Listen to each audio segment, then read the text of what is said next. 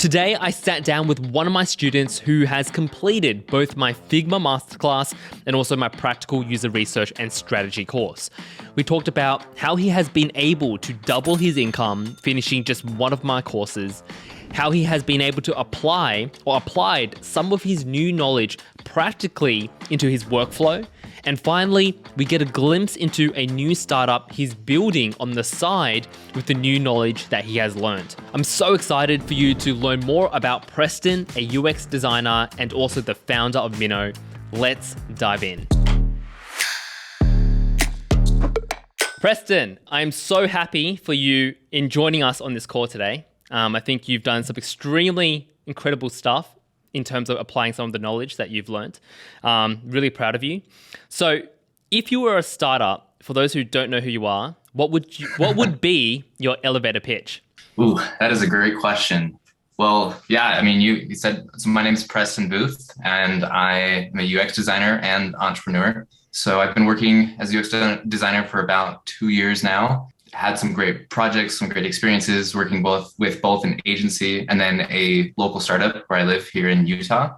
And I'm also about to finish my degree in interaction design at Utah Valley University here. So definitely on the newer side of my design career, but I've had some really cool opportunities and working on some really cool projects, and MISCO and the designership have been a huge part of that. So it's been awesome. Perfect. And I'm personally curious about this. So how did it pick your interest, like UX design and entrepreneurship? Like what drew you towards it, and like what fascinates you about that?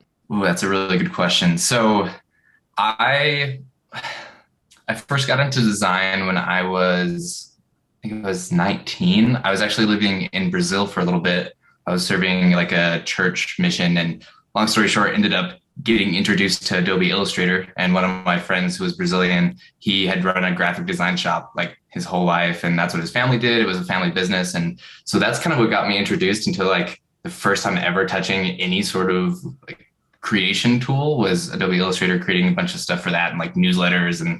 And so that's kind of what inspired it. And then I was actually in computer science for a while, learning how to code. And I just loved the idea of like coming up with the products. And I liked that a lot more than actually building them. And so that's kind of what got me introduced to it. And so I transferred schools, got into a really good design program here at Utah Valley University. And it's kind of just, I don't know, just everything felt right as soon as I transferred and got more into it. So. That's awesome. So you've also dabbled it into a little bit of code as well. So you're pretty much an all-rounder. Yes.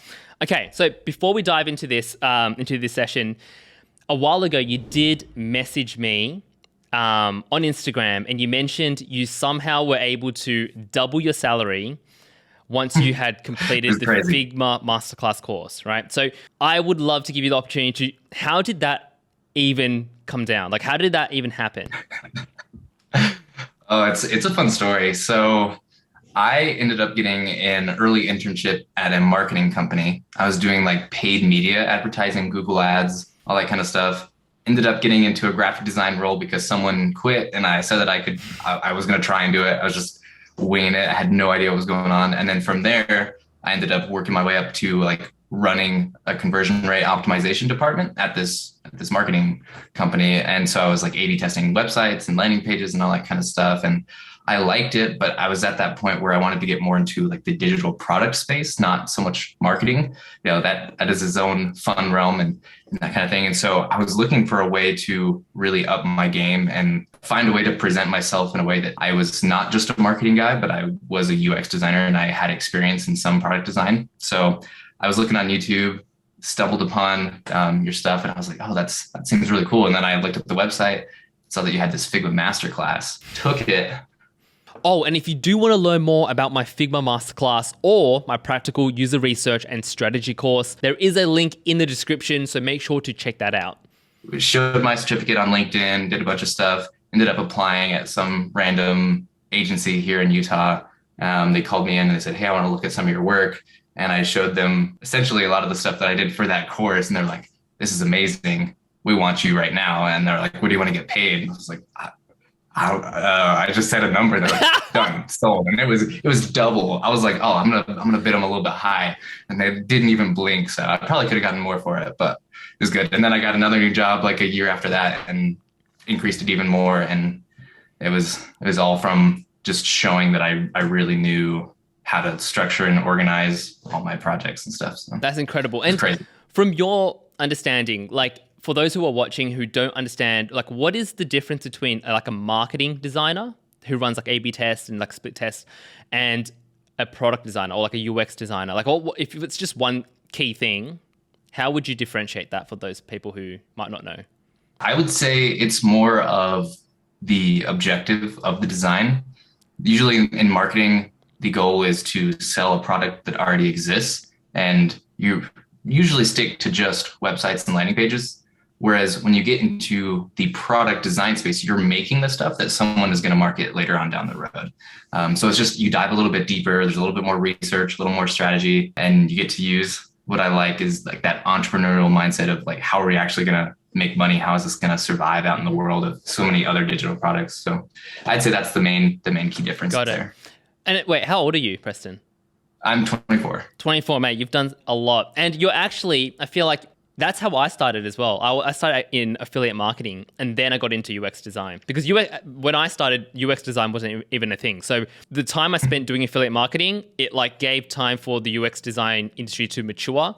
So by the time I was done with affiliate marketing, promoting products and all that, learning how to split test, I found that doing UX was actually a lot easier and actually became more impactful because not only do you understand focusing on the users, you also understand how to focus on the business side, like the numbers, the revenue targets, and yeah. Cool. That's incredible. I'm very happy to hear. So if we rewind a little bit, how did you hear about the actual courses, like Designership, Mizco, and the courses? I can't remember exactly what it was. I think I was like doing some project for school and I was trying to figure out like components or something in Figma, like how to use those. And you had created a video about it. And I watched the video and I just like went down a rabbit hole of watching like literally every video that I could on your channel. I was just like, I need to absorb all his knowledge from this dude because he's a literal genius and I need to like figure this stuff out. And then it was in one of the videos you mentioned that you had like a course that went over everything that you went over in that video, but a little bit more in depth. And I was like, yes. And so I went online and bought it like right then. And oh, perfect. It was great. Okay. And then, so up to this time, which courses have you taken from the Designership? I actually have taken both of them. So I took the Figma Masterclass. I was probably like, it was probably a year and a half, 2 years ago. Yep. Makes sense. Yeah, around there. And then I was on the waiting list, like the initial testing list for the research one that you did. And I was super excited about that. You announced that you were going to do it. And I was like checking your Instagram and stuff every day, like, oh man, when is this going to launch? And then you finally launched it. And I bought that one, I think the day that it launched too. So yeah, I think that was probably the longest wait list ever because I promised people that the course was coming out like a year ago, but it took me like a year and a half to put together whilst I was juggling YouTube and all that. So I appreciate the patience. Now, yes, out of the courses, like I would love for you to maybe even share, if possible, like maybe like 3 or 4 things that you've learned from maybe the Figma Masterclass and the research course and how you've been able to apply it to like an existing project or whatever you are working on right now. And maybe talk a little bit about like what is the project that you're working on right now. Of course. So do we want to start off with the Figma Masterclass? Start talking about that one a little bit? Yeah, sure. Yep. So that one, got to think back a little bit. It was a little while ago, but I think one of the biggest things that I took away from that was like how to organize and present my design files. That's one thing that I've seen a lot, like with my classmates or other designers that I've worked with, where it's just like, it just looks like a bomb went off in their design file and everything is like named super weird and they have no structure. And so they like pull it up and they're going to go show it to, their product manager or their stakeholders or whatever. And like, no one can follow like what the heck they're talking about. And so I can share my screen here and just show a couple of examples of. Yeah. Cool. So I'll walk you through a couple of the files that I have and just like high level view of some of the structure here. Again, everything's just super organized. I can't show like too much of this one, but just the headers there telling everyone what's going on, implementation notes for the developers where they can like get access to files. So this is just a JSON file for a confetti animation and that kind of stuff. So, I mean, just organizing like the actual design area, super easy.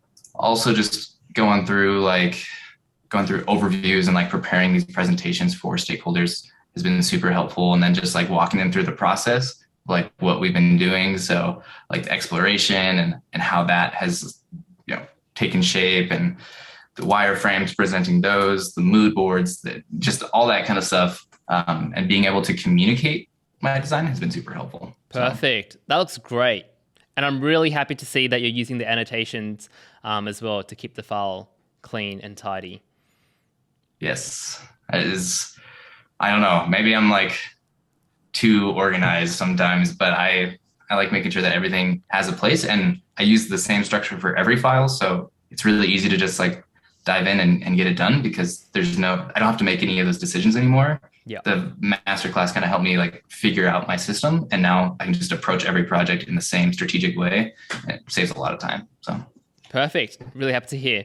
Second thing, really quick, that I would say is probably the design system and like how to build those, how to manipulate and create components. It just saves a ton of time. So I think this is from one of your other deliverables. Remind me what it's like Shipfaster UI. So that's the design system. Yes. Yeah. So it's that design system. And then there are some things that are combined with the masterclass for just being able to like build these and stuff. But I'm sure this looks super familiar to you, but it's been like a super great foundation of just being able to make stuff really quick and have a baseline of here's the grids, here's all that kind of stuff, and you can manipulate it as you need. But being able to do that and then just setting global styles. I can't tell you how many times I've like talked to people in my university classes, and they're like, wait, you can do that? You can set this type of style, or you can do that for like all your design files? They're like, oh man, if I would have known that, it would have saved me so much time. But I'm just like, yeah, I mean, I should have taken the class. But it's been super helpful. Really happy to hear that. Incredible work, and it's great to see how you've been able to actually apply it in your design files. So I'm genuinely happy to see this practical applications of it. Perfect. So yeah, the second class that I took, or course that I took from you, was the product research strategy. And honestly, I think this is a class that every UX designer should take, especially because we live in a world where I feel like there's a lot of people that come from graphic design, and there's this whole mix up between like what graphic design is, what UI design, and then what UX design becomes. And I think the Figma Masterclass helps people really hone in on those UI design skills, which are also really important, but there's a lot more behind the scenes. And so one of my favorite things about the product strategy is it flips the question from like, can I build something, to should I build it? I think that's the main key if you're having like starting your own tech startup, or if you're working at a startup, or you just want to like bring good information to the table and like have a seat with the executives and not just be the guy that's like, oh yeah, go make that look pretty. Like if you want to have a place in the company, you have to have those skills to understand how things work. And it's a little bit more than just design, right? Yep, exactly. It's really answering the questions of why are we working on this? How do we execute on that as well? And then the what is really what the Figma Masterclass is. Like what are we actually designing, as in like the UI, and how do we roll that out? So yeah, definitely keen to see how maybe like you can walk me through a thought process, or maybe just an idea of how you were able to apply the research or the strategy side of the things that you've learned in this product that you're currently working on. So like I said, I'm working on a couple different projects and products right now. One is for a company called Delicious AI, which is like my day job. It's a tech startup here locally. And then also the entrepreneur side of me, like I just can't sit still. Got to have something to work on the side. So I have another side project called Minnow. And I was actually going through your research course, and I got like halfway through, and you said to keep going with your project, but I'm sorry, I didn't listen to you. I was like, no, I have this other project. I was like, I really want to do the research for this. It's like, I'm going to spend money getting interviews and stuff. I was like, I want to do it. And so I did. And I've been going through and doing research and like getting all these really cool insights for this new tech startup that I myself am starting with a couple of friends. One of the really cool things I think was how you approached asking questions and like deciding which were the right questions to ask, because I think that sets the tone for the whole rest of the project. If you ask the wrong questions, you don't get the answers you need to make those design decisions. Mm-hmm. And I think you have a really good way at like breaking it down between the demographic and then like digging deeper and uncovering those like pain points so that you can analyze that and put it into something that helps you make sense and helps you make like a really cool product. I'm really happy to hear that. And honestly, if anyone is considering taking on the course, if you were like Preston that wants to practically apply it, I would highly recommend it because I think being able to like really live and breathe the problems that you're trying to solve makes the biggest difference. Like if you're passionate about something that you want to build or you want to do research on, it's going to make such a big difference compared to a project that you might not really care about or you're just not attached to it or have a relationship with. So with that said, I'm so happy to hear that you're being able to apply all the new knowledges to double your salary, apply it to your work at Delicious AI and also your own project. So where are you at now, Preston? So like you've doubled your salary, you're working on side projects and whatnot. So where are you at now in terms of your journey as a UX designer and entrepreneur? Yeah. So I think one of the big things right now is I've done this huge research project for Minnow. We've learned a ton of stuff and we're really excited to start like actually building and designing a little bit more of that product to get it out there because it's one thing. Sorry, just to jump in. So for those who don't know what Minnow is, right? So we've got probably thousands of designers watching this video right now. Let's take a step back. They're like, what is? Yeah, what's this Minnow, right? So I know what Minnow is, but let's take a step back and maybe explain just real high level to those who are watching who don't know what Minnow is. Maybe like, why did you start this idea? Or like, how did you start this idea? What is it all about? And then with the rest of the story of where it's at now. Yeah, that's a great idea. So I started an e-commerce company with my wife probably 2 years ago. It was about the same time that I started taking the courses. And we were selling these like conversation starters on our website and on Amazon. And they were just decks of cards with prompts to get to know people. And one of the struggles that I personally had was trying to get all this data from like my different platforms. So I was selling on Etsy and Amazon, and I was using Webflow for our website. And like I was getting all this sales data, but none of them were talking to each other. And our inventory management was like, it was terrible. And everything was just really hard to run, especially as a solo entrepreneur. And like I said, I was in computer science and interaction design. So I didn't necessarily have like the business skills. I didn't know like a ton of, I don't know, just, is this a good, like, are these good numbers? What's going on? So that was kind of the idea that sparked it, was just my own personal struggles. And I think that's where a lot of really good ideas come from, like you finding a gap in something that you want but doesn't exist. And so I tried finding different solutions using like Google Data Studio and spreadsheets. And there's some other software out there, but it's like $200 a month, way too expensive for my little tiny e-commerce company. And so what I wanted to do is to create a platform that helped small businesses just starting out, e-commerce companies, to get the data that they need, get it in an easy way, and then kind of coach them along the way, because it's easy to get discouraged and it's easy to not know like what to do. And I just I love the hustle behind the idea that anyone can go online, open a Shopify account and just start selling something. And I just want to give them the tools that they need to be able to scale that and grow it. Got it. And then, so that led to the creation of Minnow. So what does Minnow, what is the core purpose of Minnow? So like if you had to boil it back down to what is the actual problem that you guys are trying to solve to help those understand, what is it trying to solve for them? Aggregation of data analytics between e-commerce platforms. Got it. Boil it down. Okay. And in terms of Minnow now, where is that in the journey? So it's me and four other people. We've been doing a lot of the research, following the research course. I did a little bit before, and then I got halfway through the research course. I was like, you know what, we're going to scrap everything that I did because it was crap. And I need to like revamp it a little bit. And so we went back and we have been redoing all that research again. And then designing some like proof of concept screens and pitching it at different competitions to investors, trying to get some funding because we know the problem we're solving. We kind of know how we're going to attack that with our MVP version 1. And now it's the getting it, developing it, getting the money to like push it out and market it. So that's kind of where we're at. Got it. So we've got hopefully we have a couple of thousand people watching. How can they help support your journey, Preston? Like, what can we do on our end to support? Oh man, this is perfect timing. So I'm actually participating in a business competition right now, and there's a People's Choice Award. So there's a link that someone could go on to vote for us. You can watch our promo video that we've been making, and the winner gets $1,000, which I would probably use to continue our research. And just like, I mean, Amazon gift cards aren't, I mean, I guess they're $15, but they're not too cheap. So putting it to that. And then the winner this Saturday for the pitch competition gets 20 grand. So, and there's a whole lot of other publicity and things that come with that. So that is something like right now that, if someone wanted to help and pitch in, I mean, you don't have to give me $1,000, but you could give me a vote, and that's about the same thing right now. So. All right. So for anyone that's watching this video, this segment, I would highly encourage you to scroll just a couple centimeters down this page. You'll see, I think, either one or two links.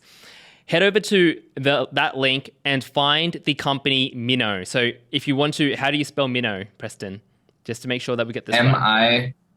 Minnow. Okay, so that's Minnow. Find that, put a vote in, and let's all hopefully get Preston this first place and this placement and this investment of $20,000. And if he does, I promise we'll bring him back into another video, and we'll learn more about his journey and how he's been able to apply UX design to build a successful startup. So that's pretty much it. Yeah. And if anyone does happen to have an e-commerce company, I would also love to include our type form and get in contact with you for some user research too. And also include you in the beta testing, get early free access, anything like that. So if you think that e-commerce analytics would help you in any way with whatever else you're doing, I'd be happy to support you and try and get back a little bit.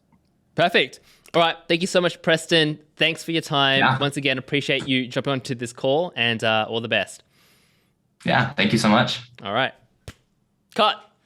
So really quick, I have one cool thing that I want to show you. So I've been taking that some of the parts of your research course, and then I always like putting my own spin on things and adapting it to the projects that I'm working on. And one thing that has been taking the world by storm right now is AI, chat, GPT, all that kind of stuff. And let me just share my screen here and show you something that I did to kind of help speed up my research process and kind of get some cool insights and data just really quickly. So I have all my questions and the people who are helping me with the research, all these kinds of things. And then in this last column, there's actually a plugin where you can use Chat GPT in Google Sheets. So you can feed in a prompt, which is, this one is summarize these research responses and list the key takeaways. And then you can set like this whole row. So in theory, if I got like 20, 30, 40 more responses, whether from surveys or from in-person interviews or anything like that, I could go in, have ChatGPT automatically summarize it all for me, give me the key takeaways. You can do other things like add on whatever you want. I wanted to summarize these responses and then also ask to give a list of like the most important metrics for e-commerce companies, because that was what I was asking them about. So you can literally anything you want to type into ChatGPT, you can use with Google Sheets. And that's just a little plugin that you can put there. So it totally, I think this is going to be big in the future of just like streamlining the workflow. That is incredible. Like, that is mind-blowing for me, because what Preston did was he pretty much just took what I am teaching to like a whole new level with automation with ChatGPT. So for those who probably don't know what's going on here, this on the left-hand side of the key takeaways is what I'm teaching in the course, right? So I teach all the students how to structure your interviews, what questions to ask, how to ask them, the whole strategy behind that. And then what Preston has done is he's actually gone ahead and done the challenges of interviewing 5 people, but instead of manually having to take notes and summarizing the key takeaways, he's used ChatGPT to help summarize everything for him. That is incredible. That I'm actually genuinely mind blown. Like, I'm just thinking, damn, that's smart. That is smart. And now what's great about this is because when you copy and paste this into FigJam in the course, as you would have known, you can just create separate post-it notes really quickly because it's all in bullet points. So time saver. I can just section off my summaries and they're already done. And if there's anything else that I would want to know, or I mean, it's just learning how to utilize Chat GPT to its fullest potential, right? Like whatever prompt we put in, I don't know what else I could do here, but I could even have it generate, like, I guess in this one right here, I had it suggest 3 app features that could help solve these problems. That was the prompt that I put in. And then it said, it gave me some app features on how to solve like reporting issues, and take it with a grain of salt, but it helps point me in the right direction at least. And it does some of that heavy lifting and some of that thinking just automatically, and I can just run with it and hop into designing things. So it's way cool. Love it, mate. This could even be a YouTube video. Like that's insane. That's insane. I definitely have to give credit to Preston. Now that's it. I'm so proud of Preston and how he has been able to apply his newfound knowledge to crush his goals. So please, if you can support him and his new project Minnow, all the links are in the description. And like always, if you did enjoy this video, make sure to gently smash that like button, subscribe for the diehard fans, and if you want to continue learning, make sure to check out this video. That's it, guys. I'll see you in another video very soon. Ooh, boom.